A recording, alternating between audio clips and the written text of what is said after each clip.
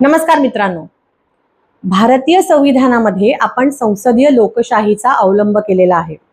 संसदीय लोकशाहीमध्ये निवडणुकांना विशेष महत्त्व असो, मग त्या सार्वजनिक निवडणुका असो किंवा राज्यसभा, विधान परिषद यासारख्या विशेष निवडणुका असो।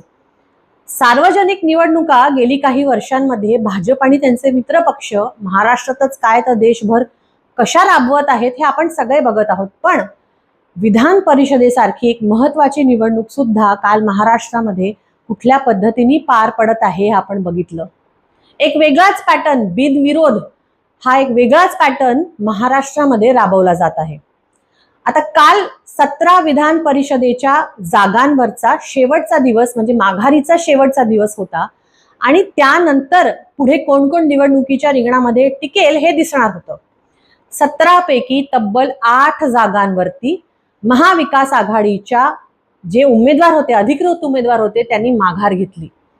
आता 17 पैकी 8 जागांवरती महाविकास आघाडीच्या ह्या उमेदवारांनी माघार घेतल्यानंतर साहजिकच तिथे बिनविरोध निवडणुका झाल्या।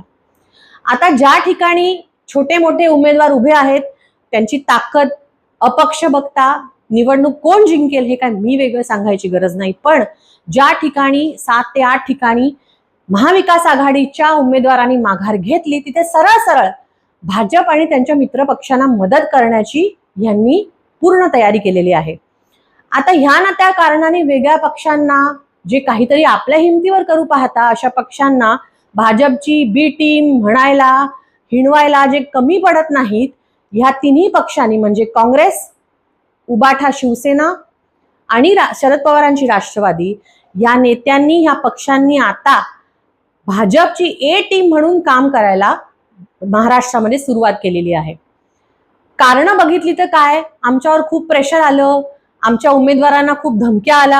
आता भाजपचं पॅटर्न काय हे सर्वश्रुत आहे, त्यामुळे असे सक्षम कार्यकर्ते आणि उमेदवार आणि नेते तुमच्याकडे या 8ही मतदारसंघामध्ये नव्हते का की जे टिकून राहतील? बरं, जे फुटले किंवा ज्यांनी माघार घेतली त्याच्यातले तर काही सरळ जाऊन तिथे समोरच्या लोकांसोबत उभे राहिले। म्हणजे ह्या नेत्यांना, ह्या मवियाच्या नेत्यांना, त्यांच्या पक्षश्रेष्ठींना याची जराही भनक नव्हती का? लोकांच्या डोळ्यामध्ये धूळ फेक आता बंद करा।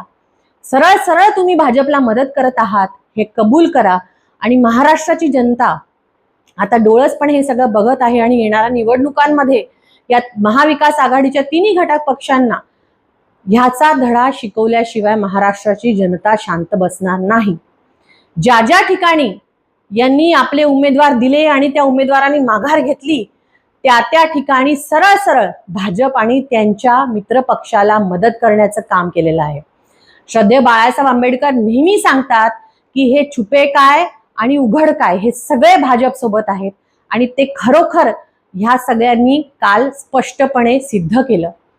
7 ते 8 जागा बिनविरोध किंवा त्या जिथे माघार होणं ही किती महाराष्ट्रासाठी मोठी शोकांतिका आहे हे लक्षात घ्या।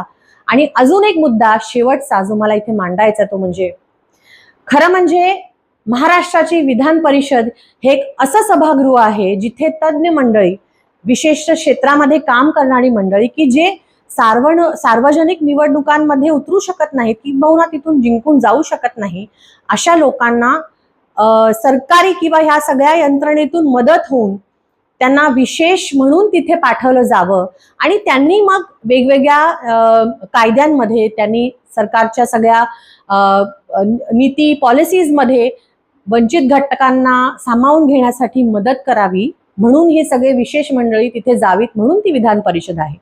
काल बिनविरोध निवडून गेलेल्या मंडळींची जरा यादी घ्या आणि त्यांच्यापैकी असे विशेष कार्य करणारे तुम्हाला एकतरी सापडतात का हे मला जरूर सांगा। धन्यवाद। जय भीम, जय शिवराय, जय संविधान।